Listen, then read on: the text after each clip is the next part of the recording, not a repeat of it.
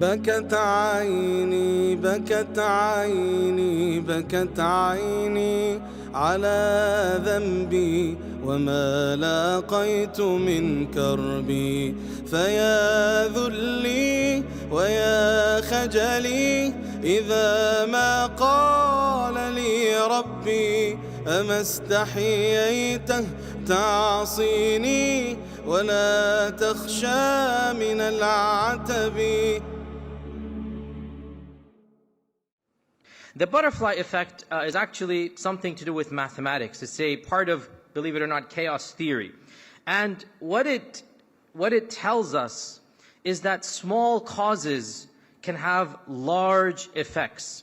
And the butterfly effect was first propounded back in the 1960s. And the story is actually pretty interesting. When computers were first introduced to attempt to predict weather changes based on initial data conditions, one of the programmers who was testing out a model forgot to add a 0.0001 value to one of the initial inputs about whether it was a barometer pressure or something. He made a mistake at the 5th digit level, and he allowed the computer to churn out predictions for the next few weeks. Then when he realized his error, he went back and he put in the right numbers and he did the same calculations.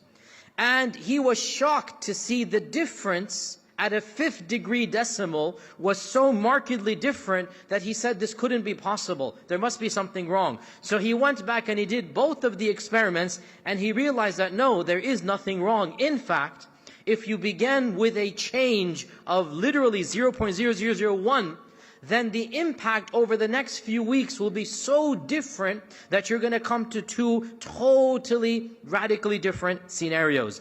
And it was then called the butterfly effect, to be a little bit more melodramatic, because they tried to say that if the tip of the wing of a butterfly in Peru, for example, moved, eventually over the course of the next few months, it might potentially cause a tidal wave in Malaysia. If a moth flew in a certain direction, eventually a tornado would happen in Texas. Now, they're being a little bit exaggerated here, because it's not that the butterfly's wing caused the tsunami, but put together with a million other factors, if the butterfly had turned left rather than right, in all likelihood the tsunami might not have happened. The point is, it's one of a lot of factors that sets into motion events that will eventually culminate very differently if those initial motions were not set into event.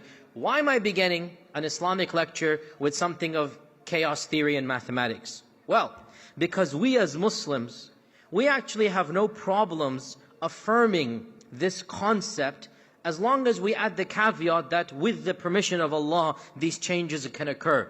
And the notion of the butterfly effect, the concept of it, is actually something that gives us hope in this very chaotic world. It gives us meaning, it empowers us, and it makes us feel that, you know what, I can, insha'Allah ta'ala, cause a change whose impact is going to be far greater than even what I myself can see. The smallest good deed, the smallest change that I have in myself can bring about the most amazing and profound effects. Maybe even in world history, maybe even the course of history might change. And you know, if you study the seerah of the Prophet ﷺ, if you study the biographies of the earlier prophets, if you study the stories of the Sahaba, you come across these mini butterfly effects throughout the entire series. And what that does is that it makes you feel, you know what, maybe insha'Allah ta'ala, I'd better stop worrying about the consequences and start worrying about what I'm doing. Let Allah decide where my actions are going to go. Let Allah see the fruits of those actions. My job is to cause these mini butterfly effects everywhere that I go. And there are so many beautiful stories that I can share with you from the seerah, from the time of the prophets, from the stories of the Sahaba. The point, of course, is very simple. Never ever trivialize any good that you can do.